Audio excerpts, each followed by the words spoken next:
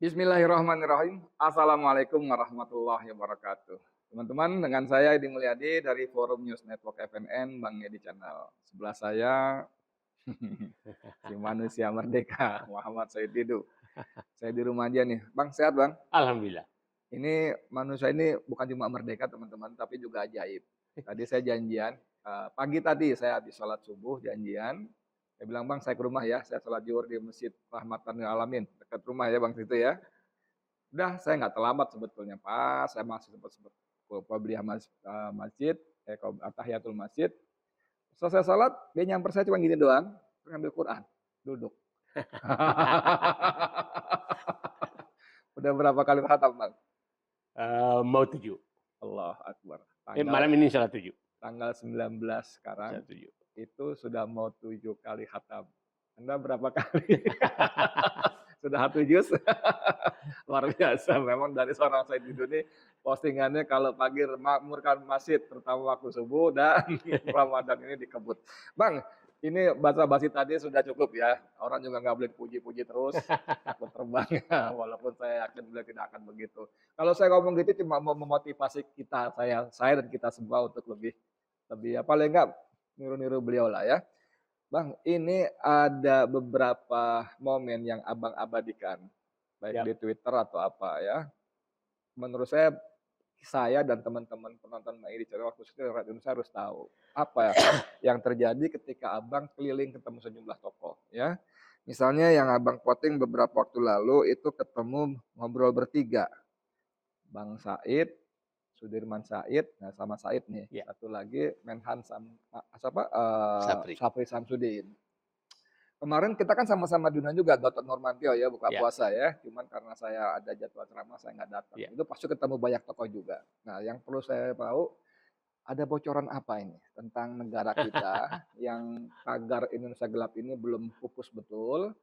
Lalu sejumlah harapan kepada Prabowo agar begini begitu sepertinya sepertinya nih, mohon Ya. maaf kalau saya keliru, tidak tidak dipenuhi oleh Prabowo. Coba saya ingin dengan insight informationnya bagaimana? Jadi memang beberapa terakhir ini saya berusaha mendapatkan suara dari langit. Suara dari langit. Dan kalau Pak Sapri Samsudin itu adalah teman lama sekali. Oke. Teman Seberapa lama? Wah, puluhan tahun lah. Waduh. Puluhan tahun. Oke. Dan kami selalu kalau ketemu tuh tidak pernah bicara politik, tapi bicara tentang negara. Bedanya apa, Bang? Nah, tentang negara, maka kita tidak pernah membicarakan kekuasaan, tidak pernah membicarakan siapa yang berkuasa. Yang kita bicarakan bagaimana rakyat sejahtera, bagaimana rakyat negara ini dikelola dengan baik, dan hal-hal itu yang kami selalu bicarakan. Nah, untuk menghindari masuk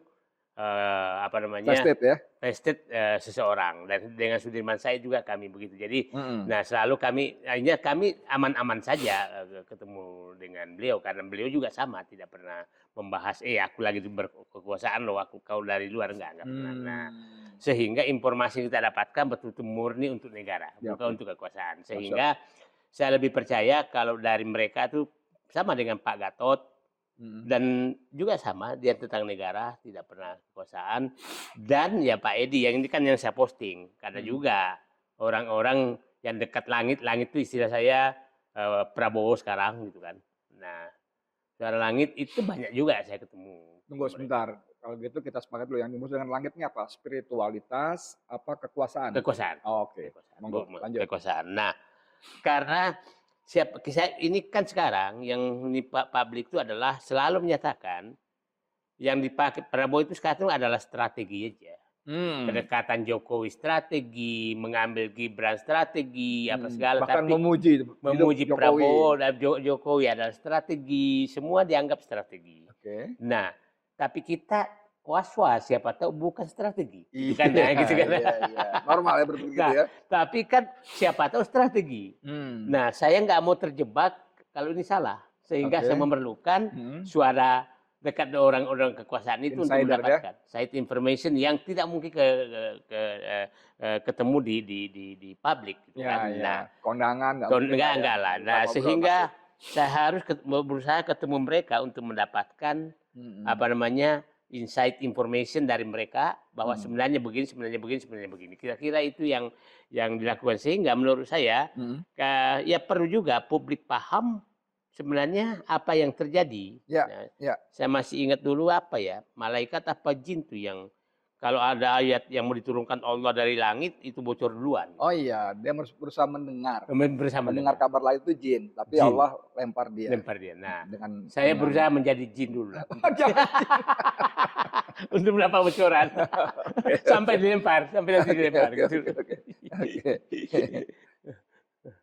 Oke, lanjut Bang. Nah, banyak hal yang kita ini kan kita selalu kan publik kan bertanya-tanya banyak hal gitu Ya. kan. Kenapa sih Pak Prabowo seakan-akan tidak bisa berpisah dengan Jokowi Dodo. Jokowi? Itu kan perlu kita dapat apa betul bahwa demikian Iya. gitu kan. Nah, saya dari berbagai informasi dan karakter saya melihat ya mungkin mudah-mudahan tidak salah ada dua karakter Prabowo ini adalah satu tegas, dua apa namanya sangat pengasih. Oh, tegas tapi pengasih. Nah, ini kadang-kadang apa namanya bertolak belakang. Jadi tidak ada di tengah-tengah.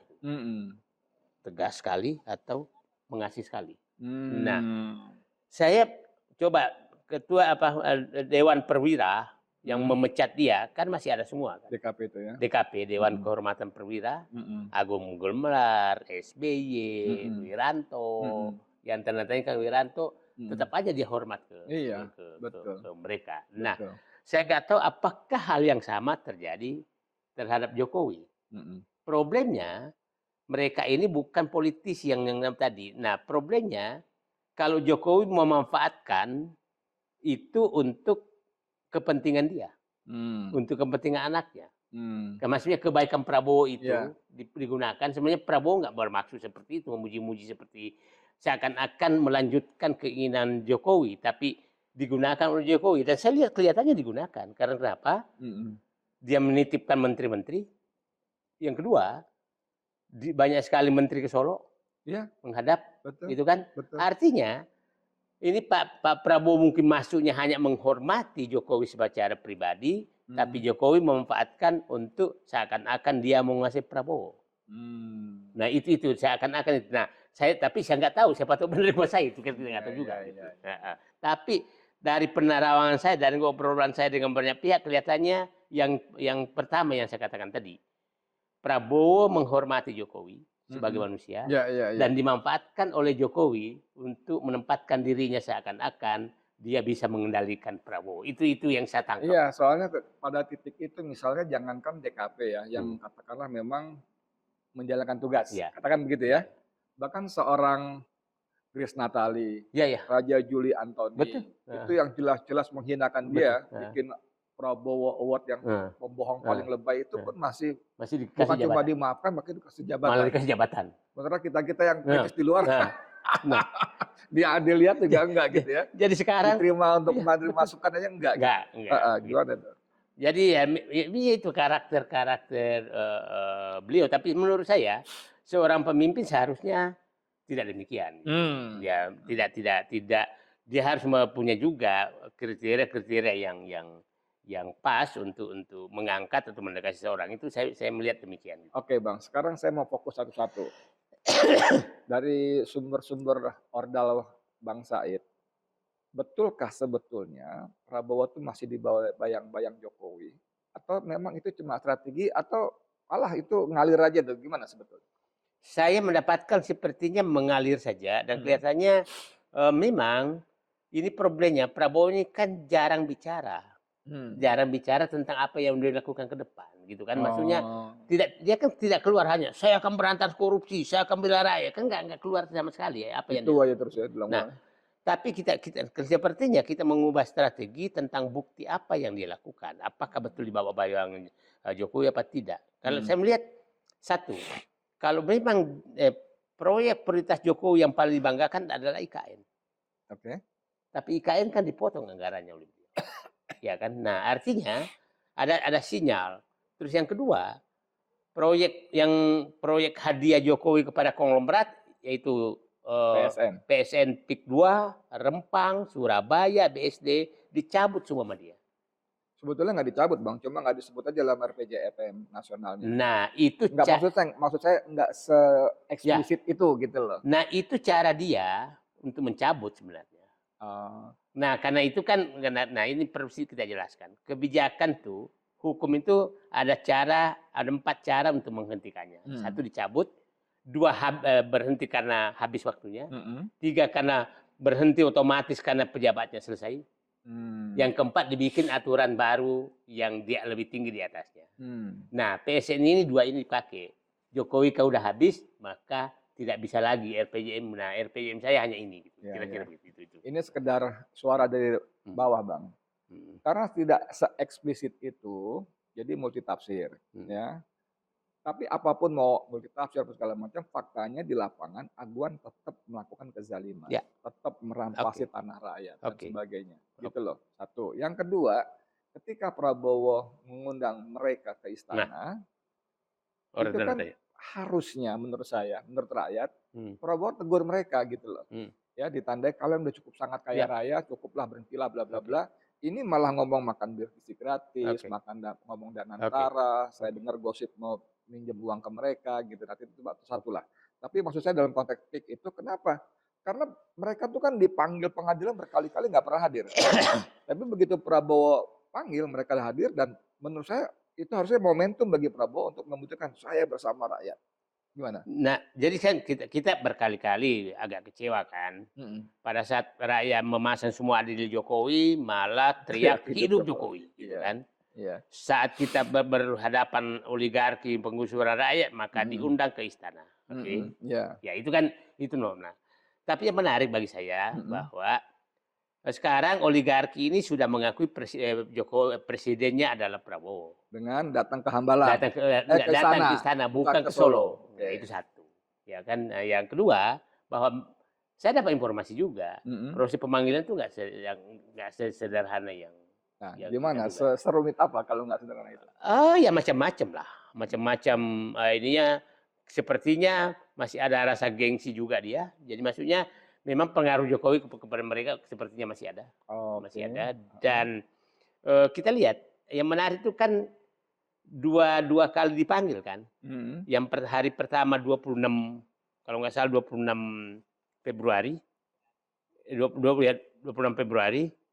Yang 8 orang, 27 baru Danantara. Danantara udah datang, pengusaha lain, Haji Sam datang, Khairul Tanjung datang, semua datang. Yang 8. Nah, yang ini pertanyaan kita, kenapa 8 orang ini lewat pintu belakang? Nggak disiarin media. Walaupun bocor juga akhirnya. Dibocorkan sendiri oleh Setnek gitu kan. Yang lain lewat pintu depan. Nah, yang bagi kita yang biasa di dalam birokrasi, 2 kemungkinan, orang ini mau dimarahin atau orang ini mau kong kali kong. Itu yang kemungkinan yang terjadi kan. Saya mendapatkan informasi bahwa bukan kong kali kong. Bukan kong kali kong. Nah, jadi berarti yang kedua dong, dimarahin dong. Nah, kira-kira itu yang terjadi, sehingga ini tidak terbuka. Mungkin juga hasil negosiasi mereka antara mereka, Pak, kalau kami mau dimarahin janganlah di depan umum gitu kan. Nah kong kali kong juga begitu, dan kelihatannya kong kali kong nggak terjadi. Jadi kelihatannya yang ke-8 konglomerat itu kelihatannya oligarki itu kelihatannya agak ditegur lah, sepertinya ditegur sama presiden. Kamu sudah keterlaluan terhadap bangsa ini, kira-kira begitu. Iya. Bang, soal ditegur tadi ternyata sedikit clue dari Bang Said tadi bukan terkait PSN PIK 2, tapi soal apalah gitu. Nah, saya dengar bocoran apalahnya itu adalah misalnya saya dengar bahwa dengan kondisi keuangan negara yang morat-marit, itu Prabowo minta mereka berkontribusi, meminjamkan uang, bukan minta, meminjamkan uang kepada negara mungkin 10 miliar atau berapa miliar dolar gitu, tapi mereka menolak. Itu gimana? Pertama, apakah itu benar? Kedua, apakah jumlahnya 10 miliar atau bagaimana? Saya melihat bahwa memang ini Pak Prabowo di awal pemerintah ini kan betul-betul konsentrasi untuk mencari penyelesaian masalah-masalah yang tinggal oleh Jokowi. Utang yang sangat besar, kemudian fiskal yang sudah sangat berat, pajak ini kedaya beli semua masalah dihadapi, sehingga dibentuklah juga Danantara. Dan udah lama kan pernah kita dengarkan tuh ada istilah tuh bikin utang yang terbatas untuk orang kaya gitu loh. Nah, ya. Itu dulu siapa? Itu yang float itu family office itu bukan utang. Bukan. Ini itu utang kalau ini. Nah, jadi bon negara. Bon negara dan memang diharapkan orang-orang yang kaya yang membeli gitu kan. Nah, saya dengar juga sepertinya itu ditawarkan nggak disambut dengan baik. Maksudnya menolak ya? Menolak. Orang Bugis bisa sopan juga menolak gitu. Banyak menyatakan saya nggak punya uang. Kalau saya dulu bilang punya uang, jangan percaya. Kalau mereka menyatakan tidak punya uang, jangan percaya juga. Jangan percaya juga. Bang, kalau betul gosip yang abang bilang, saya bilang gosip ya kan, saya nggak tahu harus mengkonfirmasi ke siapa. Abang juga orang luar kan, nggak tahu. Kalau betul mereka menolak, kok seberani itu mereka ya? Nah, saya pikir begini, ini kan itu kan presiden yang minta itu. Begini, ini kan mereka udah paham bahwa di Indonesia ini tidak pernah ada pemimpin yang tegas. Nah, yang tegas sehingga udahlah tolak aja dulu, nanti juga ke kita kok. Nah, jadi saya pikir anekdot yang terjadi bahwa mereka justru tidak pernah takut siapapun presidennya, yang penting masih manusia. Yang paling takut itu kalau presiden Indonesia monyet. Karena monyet nggak bisa disogok. Nah, mungkin saja dia nggak salah duga nih bahwa Pak Prabowo bukan karakter yang bisa disogok. Nah, gitu loh. Jadi masih ada manusia yang nggak bisa disogok, ya bisa kecewa mereka. Gitu. Sekarang mengingat karakter Prabowo yang sudah umum ketahui, dia kan impulsif ya, eksplosif bahkan gitu ya, gampang marah. Kalau betul para oligarki itu menolak, apa Prabowo nggak marah saat itu? Mungkin gebrak meja atau apa gitu, ada bocoran nggak? Saya tidak eksplisit seperti itu, tapi saya yakin marahnya dia mungkin, ini bahayanya, karena marahnya presiden itu bisa memerintahkan institusi-institusinya untuk melakukan sesuatu. Dan kita lihat sekarang, baru kali ini presiden berhasil mengambil kasus hukum sawit kemarin. Ingat tahun 2014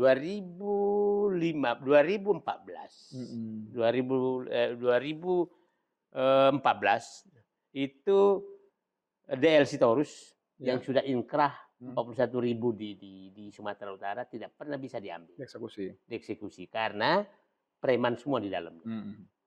Preman menguasai kebun-kebun itu, dan Pemda siapapun nggak setuju kalau itu diambil alih negara karena bagi-baginya susah. Nah, saya lihat Pak Prabowo ini ingin menunjukkan lu macam-macam, ini kan disentuh, ini enggak oligarki nih, sawit ini, oligarki yang disentuh ini. Nah, maksud saya mungkin saja kemarahan itu karena hanya beberapa hari setelah terima itu dia perintahkan loh ambil alih 221.000 hektar, dan saya dengar ini akan segera. Nah, bayangkan, Aed, kita punya sawit itu hanya 17,5 juta hektar lah. Yang ilegal tuh 5 juta hektar. Dari jumlah itu? Dari jumlah itu. 30% ilegal. Nah, ini kan menurut saya Prabowo menunjukkan, lu nggak bisa main lagi sama dua, kalau presiden sebelumnya mungkin bisa Anda negosiasi. Ingat, Pak Edi, waktu awal-awal pertama Presiden Jokowi, dia menyatakan ada kasus pelanggaran hutan, HPH, yang melanggar lingkungan yang dendanya sekian puluh triliun. Tuntutannya, itu Sinarmas Group. Ya, tapi apa yang terjadi? Kasus itu hilang.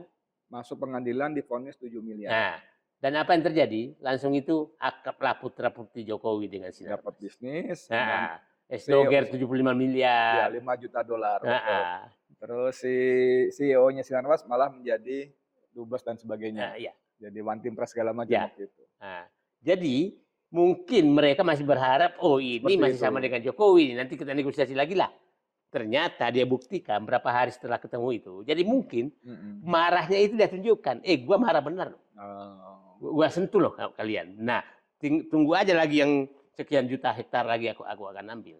Dan asal publik tahu ini memang hanya tentara yang bisa masuk kalau ngambil ini. Oh iya, ngomong masuk soal tentara Bang ya.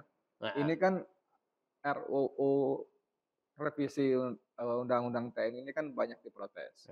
Karena menggelar apa sih karpet sangat merah kepada TNI. Dui fungsinya lebih-lebih pada zaman Pak Harto yang dulu diprotes orang-orang. Ya, bahkan kemarin belum lama mengundang sejumlah ahli dari institusi keuangan global mendidik para kolonel untuk soal bisnis. Yang ditenggarai nanti mereka akan mendapatkan posisi-posisi bisnis. Itu gimana Bang menerjemahkannya? Saya melihat begini. Karena saya baca itu, sebenarnya Undang TNI ini ada 3 hal yang diproses bersama. 1, tempat yang bermewah-mewah. 2, dilakukan tertutup. Oh, revisi TNI ya. 3 adalah substansi. Kalau substansi ya baca nggak ada yang ini, karena sebenarnya begini. Ini kan yang baru itu BNN, narkoba, ya kan? Karena selama ini kalau nggak ada TNI di situ, nah, polisi pesta pora. Polisi pesta pora. Jadi manusia siapa tahu sebenarnya ini untuk lu gagal di sana, gua masukin orang. Jangankan BNN Bang, kasat narkoba di Polres hampir semuanya bermasalah dengan narkoba. Iya. Nah jadi maksud saya, siapa tahu itu tujuannya itu karena, nah kalau kan yang lain kan Jaksa Agung memang ada, Kejaksaan Agung ada kok, Jaksa Agung militer gitu kan. Kalau naik, jadi saya lihat sih kelihatannya nggak kalau substansi ini campur aduk antara bermewah-mewah tertutup gitu loh. Nah, tapi nggak apa-apa, protes rakyat bagus karena saya dengar nanti protesnya kalau polisi undang-undangnya maju ya preteli juga dong kayak TNI gitu loh. Ya. Ada yang menduga bahwa berbagai keistimewaan yang coba diberikan Prabowo ke TNI ini adalah untuk, nah ini untuk yang menarik nih Pak, untuk menggerus atau menandingi posisi Polri yang sudah sangat istimewa pada zaman Jokowi. Abang melihatnya bagaimana? Saya melihat karena begini, saya nggak tahu, tapi ya saya juga sesalkan presiden, kan dia presiden. Dia cepat sekali untuk melakukan di TNI.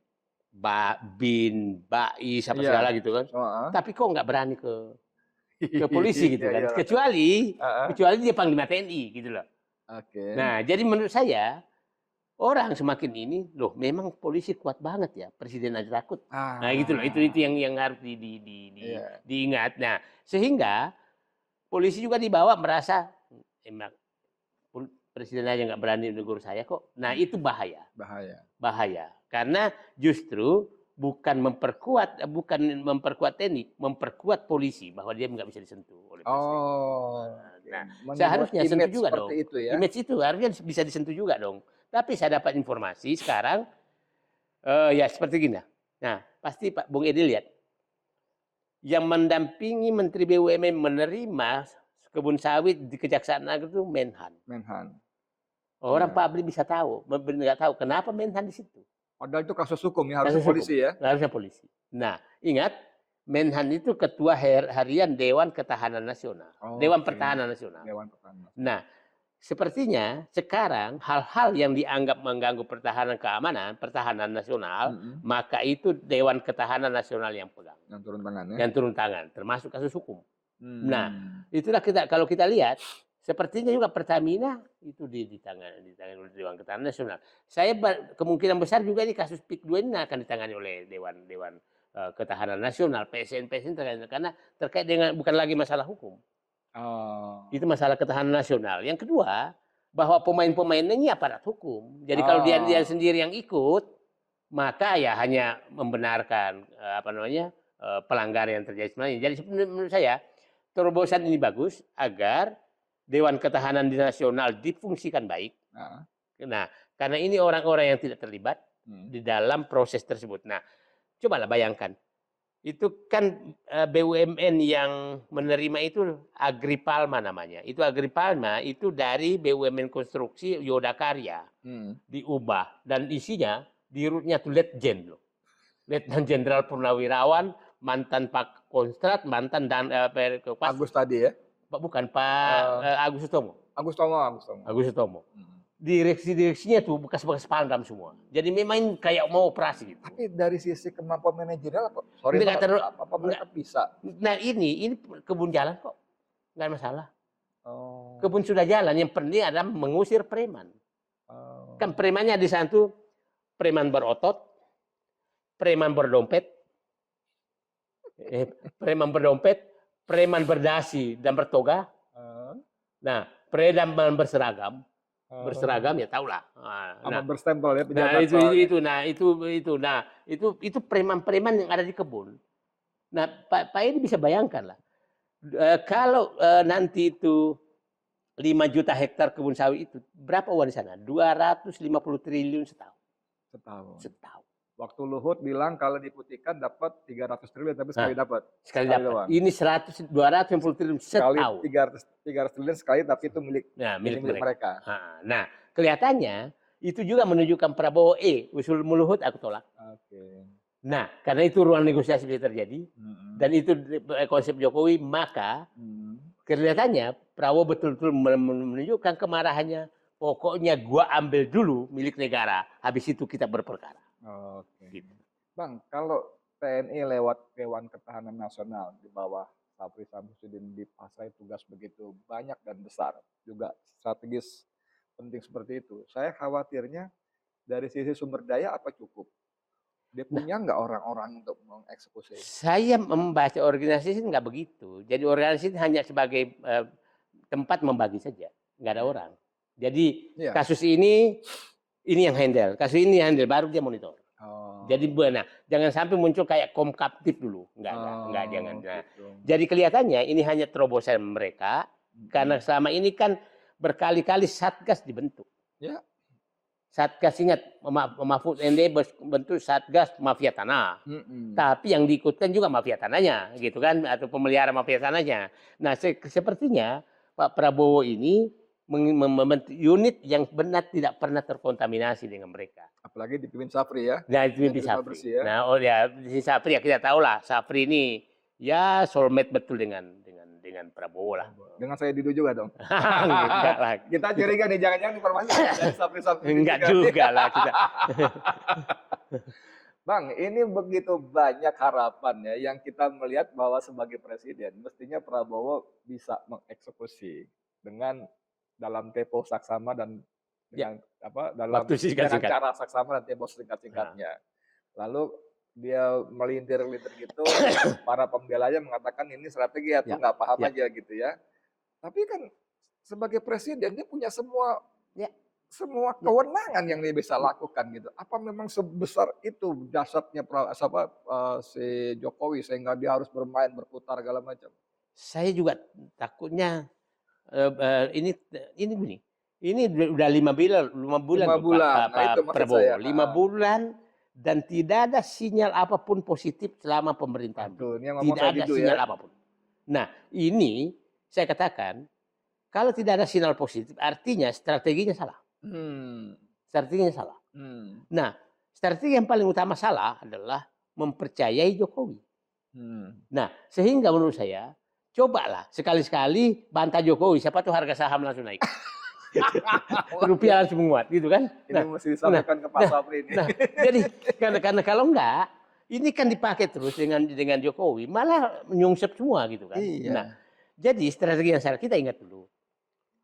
Pak Habibie mengambil langkah tegas dan menurunkan kurs dari 16.800 menjadi 6.000-an. 6.000-an, betul. Di jam-jam pertama dia bekerja. Betul. Kemudian ya Pak Prabowo lah kena satu, ya kan, ketegasan beliau bahwa lepas dari pro kontra, bahwa dia bisa mengambil langkah tegas terhadap mantunya Pak Harto, mantunya presiden. Nah, tapi tetap hormat kepada Pak Harto. Nah, yang problem ini adalah Pak Prabowo tetap hormat dan tidak melakukan kebijakan apapun yang tegas. Nah, mencoba kemarin dengan cara efisiensi dengan cara itu membuat gejolak karena yang jadi efisiensi di bawah sementara di atas bermewah-mewah. Dan itu yang menurut saya. Nah, saya nggak tahu Pak Prabowo pembisiknya siapa, tapi menurut saya memang mungkin karena beliau tidak pernah seperti kita ketemu rakyat banyak, sensitivitasnya tidak sesensitif Pak Edi lah. Kita rakyat jelata. Terhadap rakyat jelata. Gitu. Tapi memang segala hormat, mohon maaf, Prabowo sangat elitis ya. Asal itu kemudian dikelilingi oleh entah siapa pas pabrik segala macam sehingga rakyat itu tidak berjarak. Beda dengan Jokowi misalnya, walaupun itu settingan segala macam, tapi ketawa, salaman, dipeluk segala macam, walaupun kita paham kemudian itu settingan ya. Nah, soal tadi, soal harapan-harapan yang harus tetap dipelihara. Saya sih sudah beberapa waktu lalu saya mengatakan saya berarti berhusnuzon kepada Prabowo, tapi kan tetap harus dipelihara harapan-harapan seperti ini kan. Nah, Bang, tapi kan masalahnya seperti kita ngobrol dengan Refli Harun misalnya, ya. Kalau nggak salah Abang hadir juga waktu di Taman Mini ya. Oke, kita dukung Prabowo, tapi tidak dukung dengan gratis. Kita ada tuntutan-tuntutan, desakan-desakan. Lalu kita kasih semacam timeline. Jangan segera, secepatnya kapan gitu kan. Nah, keluarlah tanggal 20 April. Pertimbangannya 6 bulan sejak dilantik. Nah, bagaimana ini bocoran dari Abang, orang dalam yang Abang dengar, Istana menanggapi tanda kutip ultimatum seperti itu? Sepertinya saya pikir orang dalam juga dengar bahwa masyarakat sipil itu tanggal 6 bulan akan menuntut 4 hal sinyal dari Presiden. Satu, bahwa Prabowo menjadi dirinya sendiri dan terbebas dari oligarki dan Jokowi. Yang kedua, betul-betul memberantas korupsi tanpa pandang bulu. Yang ketiga, melakukan penegakan hukum dan pembersihan penegak hukum. Dan orang-orang yang korupsi tadi, yang kedua, orang-orang korupsi mereka itu harus didana. Yang keempat adalah melakukan ini sumber daya alam. Dan saya bilang begini, tuntutan masyarakat sipil ini semua ada di agenda Prabowo. Semua. Nah, jadi nggak mengada-ada ya? Nggak perlu. Dan itu sedang jalan. Jadi umpamanya yang pertama, agenda pertama, bahwa dia tidak dekat dengan oligarki. Dia tidak dekat dengan ini. Nggak usah secara pribadinya, tapi buat kebijakan bahwa saya menjadi diriku. Nah, bisa nggak tegas? PSN aku cabut, walaupun saya tidak tahu. Nah, itu kan sinyal ini. Ada eksplisit. Ada eksplisit. Gitu. Ada eksplisit. Nah, bahwa, walaupun saya sudah dapat dari dalam bahwa memang berkali-kali beliau menyatakan ke pertemuan tertutup, mana boleh PSN untuk komersil, nggak boleh itu. Nah itu tapi kan tertutup, nggak pernah kita dengar, gitu kan. Nah tertutup, harusnya sekali terbuka. Nah jadi maksud saya tuntutan masyarakat sipil ini adalah Pak Presiden Prabowo terbuka menyatakan, aku diriku, aku bukan di bawah kendali oligarki, aku bukan di bawah kendali Jokowi dalam bentuk kebijakan. Nah umpamanya begini, contoh. Ya banyak lah bahwa dia bisa dilepas dari Jokowi. Tunjukkan aja. Nah, kan berbagai hal dilakukan. IKN dikurangi anggarannya, PSN dicabut, jalan tol, infrastruktur yang mubazir juga dicabut. Nah, katakan aja ini bentuk kemandirian saya untuk mengambil kebijakan gitu kan. Maksudnya ini ongoing kok, nggak usah takut. Yang kedua tentang korupsi. Ya korupsi udahlah, 2 aja dulu lah. Pagar laut tuntut habis-habisan yang menjadi sorotan. Yang kedua Pertamina.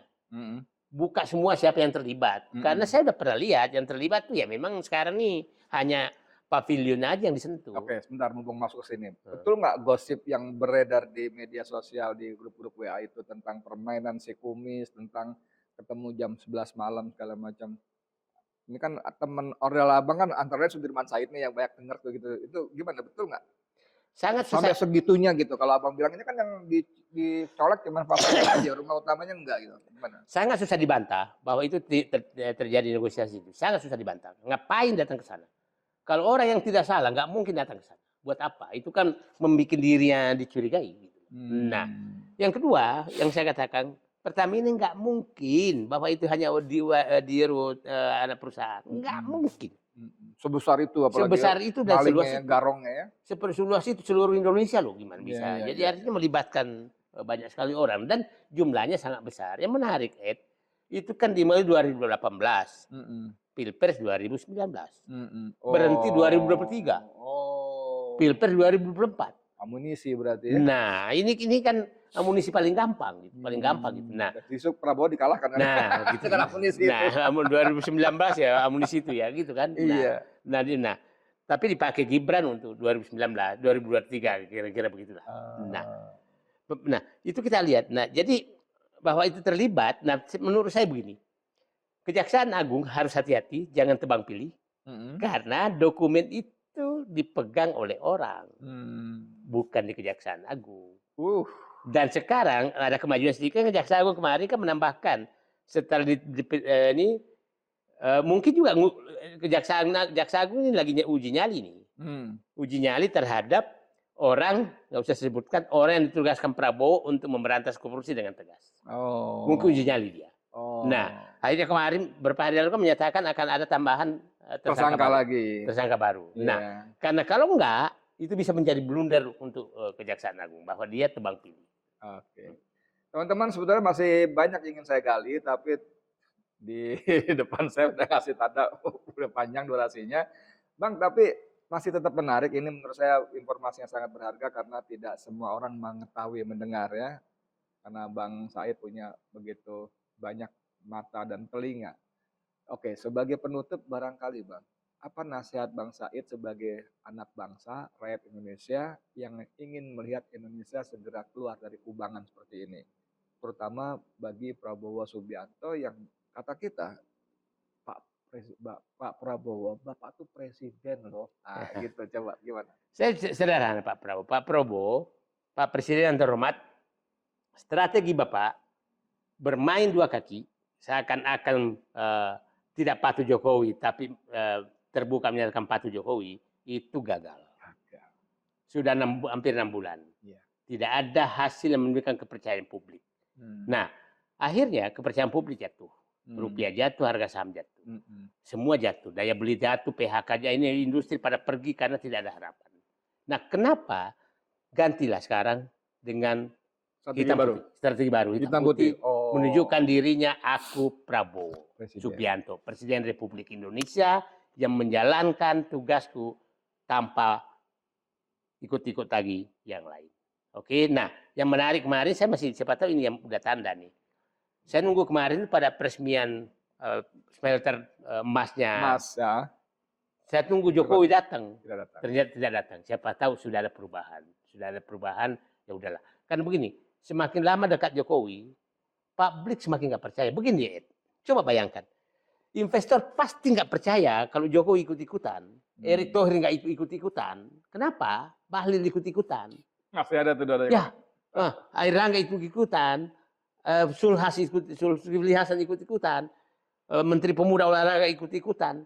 Pasti orang nggak apa menyatakan, aku mau berantas korupsi, aku mau pemerintahan bersih. Nggak percaya. Karena di sekitarnya Bapak masih percaya terus itu. Nah, strategi ini salah. Kelihatannya strategi beliau misalkan, ya saya pakai aja deh, siapa tahu dia sadar. Nggak bisa. Itu sama dengan menutupi kesalahan mereka. Jadi menurut saya, sekarang Pak Prabowo menghadapi 20 April, tunjukkan bahwa Bapak memang Presiden Republik Indonesia yang betul-betul berjalan dengan caranya. Yang saya katakan, kitab suci tanda kutip Bapak itu adalah buku Paradoks Indonesia. Dan hampir semua masyarakat sipil hormat terhadap tulisan itu.